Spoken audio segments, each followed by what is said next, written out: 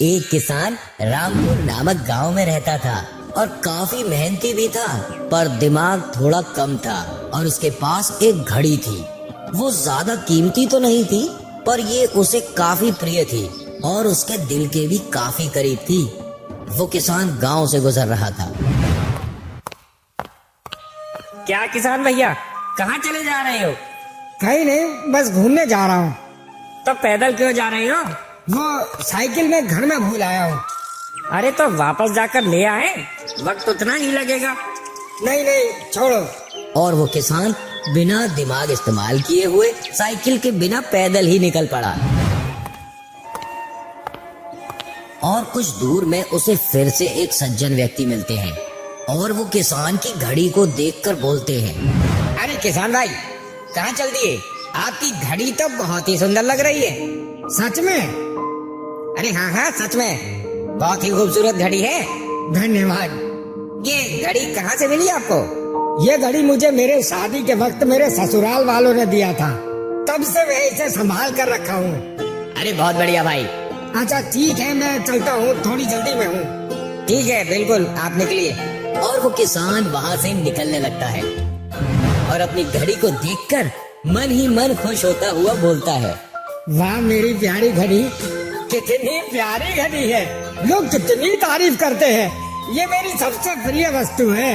और वो इतना बोलकर वो किसान आगे बढ़ जाता है और गांव के बाहर चला जाता है। वो कुछ घंटों बाद अपने घर आता है और सोने के लिए चला जाता है। सोते वक्त वो अपनी घड़ी खोलकर अपने कमरे पर रखकर सोने चला जाता है। मैं अपनी घड़ी को यहाँ रख देता हूँ और कल इसे फिर से पहन लूंगा। और वो सोने चला जाता है। जब वो अगले दिन सोकर उठता है तो वो अपनी घड़ी की तरफ देखता है और उसकी घड़ी टेबल पर नहीं थी। वो अपनी घड़ी को वहां ना देखकर चिल्लाने लगता है, कहाँ गई घड़ी? मेरी प्यारी घड़ी, यहीं तो रखा था। और वो पूरे कमरे में घड़ी को देखने लगता है, पर उसे वो घड़ी वहां नहीं मिलती है। वो बहुत दुखी हो जाता है और दुखी होकर एक जगह बैठकर रोने सा लगता है। मेरी प्यारी घड़ी कहाँ चली गई? अब मैं अपनी पत्नी को क्या बोलूँगा? मेरी प्यारी घड़ी। और वो वहां उदास बैठा रोने लगता है और रोने के बाद वो फिर खड़ा होता है और हिम्मत से अपने आप को बोलता है, मुझे रोने से कुछ नहीं होगा, मुझे घड़ी ढूंढनी ही होगी। मैं घड़ी ढूंढ कर ही रहूंगा। और वो घड़ी को फिर से ढूंढने लगता है और फिर से पूरा कमरा छान मारता है, पर इस बार भी उसे घड़ी नहीं मिलती है। और वो रोता हुआ फिर से अपने कमरे के बाहर बैठकर रोने लगता है। मेरी प्यारी घड़ी लगता है अब नहीं मिलेगी। अब मैं कुछ कर भी नहीं सकता। वो रो ही रहा था कि वहाँ खेलते हुए कुछ बच्चे उसे देख लेते हैं और उससे पूछते हैं, क्या हुआ काका, क्यों रो रहे हो? कुछ नहीं बच्चों, बस ऐसे ही रो रहा हूँ। बच्चों के बीच से रामू बोलता है, अरे काका, कुछ तो हुआ है, वरना कोई ऐसे ही थोड़ी ना रोता है। क्या बताऊं बेटा, मेरा प्यारा घड़ी गुम हो गया है और वो मिल नहीं रहा है। अब मैं अपनी पत्नी को क्या जवाब दूंगा? अरे कौन सा घड़ी? वो मेरा सबसे प्यारा वस्तु था, मेरे दिल के सबसे करीब था। किसान बोल ही रहा था कि उसके पास एक सुझाव आया और वो बच्चों से बोला, बच्चों, तुम लोग मेरी घड़ी खोजने में मेरी मदद करोगे? इससे हमारा क्या फायदा होगा?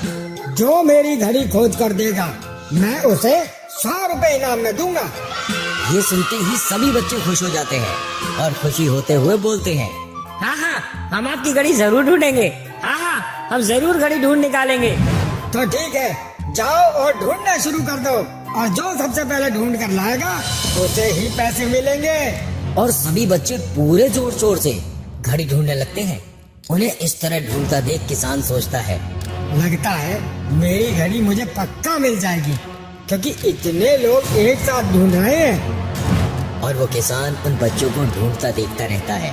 बच्चे काफी देर ढूंढ लेते हैं, पर उन्हें घड़ी नहीं मिलती है और वो उदास किसान के पास आ जाते हैं। किसान उनसे पूछता है, क्या हुआ, घड़ी मिली या नहीं? नहीं नहीं काका, हमने बहुत ढूंढा, पर हमें आपकी घड़ी नहीं मिली। किसान फिर से उदास हो जाता है। तभी रामू बोलता है, काका मुझे एक और मौका दिया जाए, मैं फिर से ढूंढूंगा। ठीक है, ढूंढो। पर काका मगर शर्त है, मैं इस बार अकेला ढूंढूंगा। ठीक है, जैसे तुम्हारी इच्छा। ठीक है काका।